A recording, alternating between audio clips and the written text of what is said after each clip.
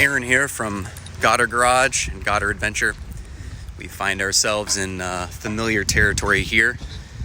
We're at the LKQ Pick Your Part in Charleston, South Carolina.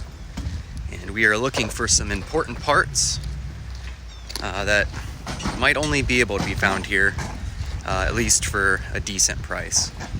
So our late dog, Saphira, who has recently gone on to doggy heaven, she left behind some torn seatbelts, our middle center row seatbelt and our rear, right side passenger seatbelt.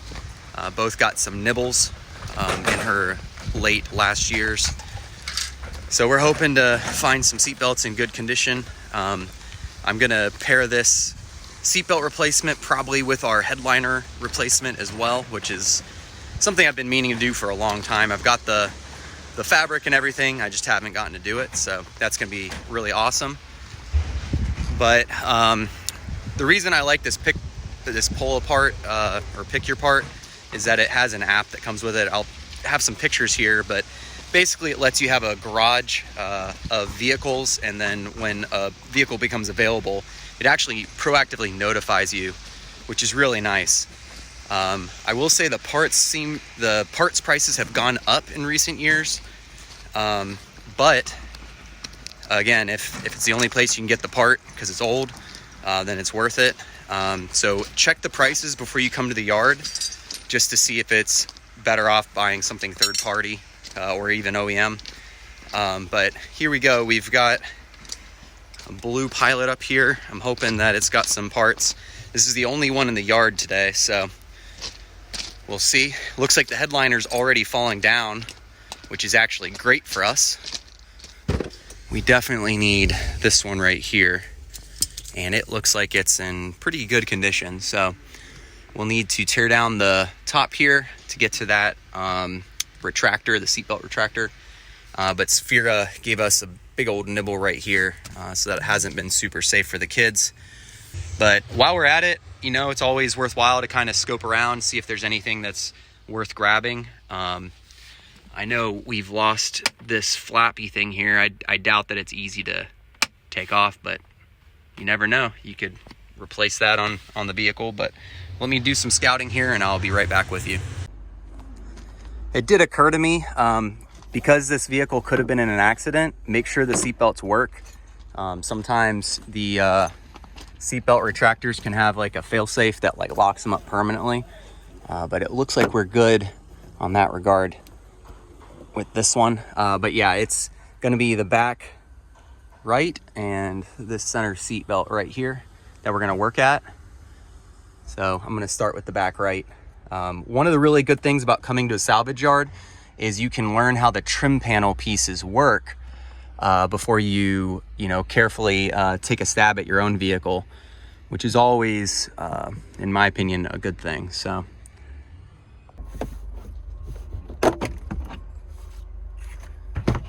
down we go.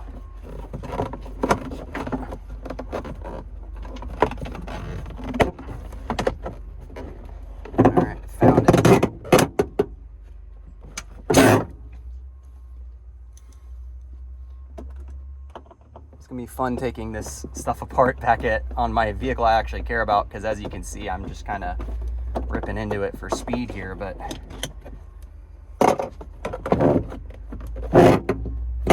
sorry, there's two 14 mil sockets on the sides and then two 12 or 10 millimeter sockets right here. We'll work to get those out. All right, so we got the little bed here pried up a little bit. It's actually easier to install it in my Pilot because I've actually removed this plastic bit to allow more storage, but just about got this seatbelt retractor out.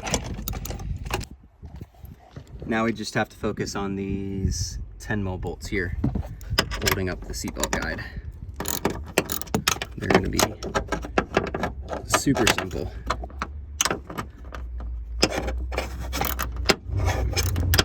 While I'm working on this, I noticed that the retractor that we're after is actually up here. So almost certainly that's the retractor. There's going to be a guide, kind of like see, go a little wider. Kind of like this that I have to get to, and then I have to pop the plastic bit up into the roof. All right, and just like that, we got the first seat belt retractor. And it looks like it's in really clean shape. So that's like what you're looking for at the salvage yard is clean stuff. I've had to take some soap and water to some seat belts in the past, but this one looks pretty good. It seems like it's got to have some coverage, so we're gonna take a look at how this is fastened in here. There we go. All right, so just fastened like that.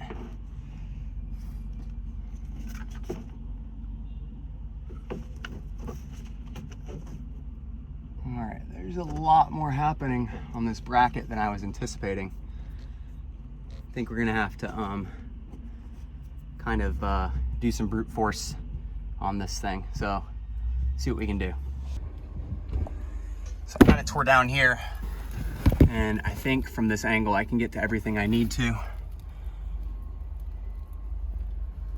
can see how this works. There's a lot of reinforcement up here.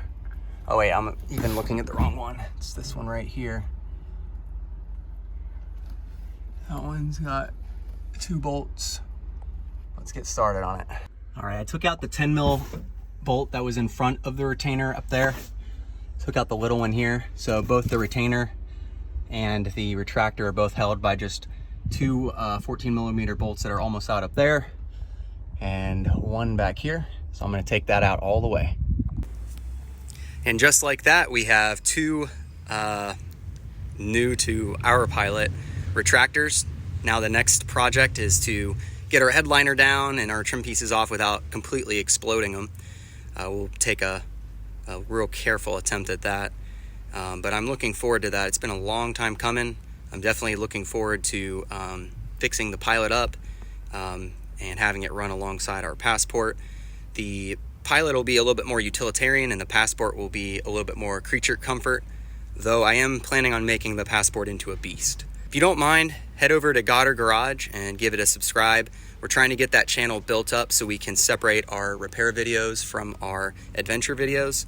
I believe the audience for both are very separate, and our channels will both independently grow better, with the audiences split, repair people and adventure people.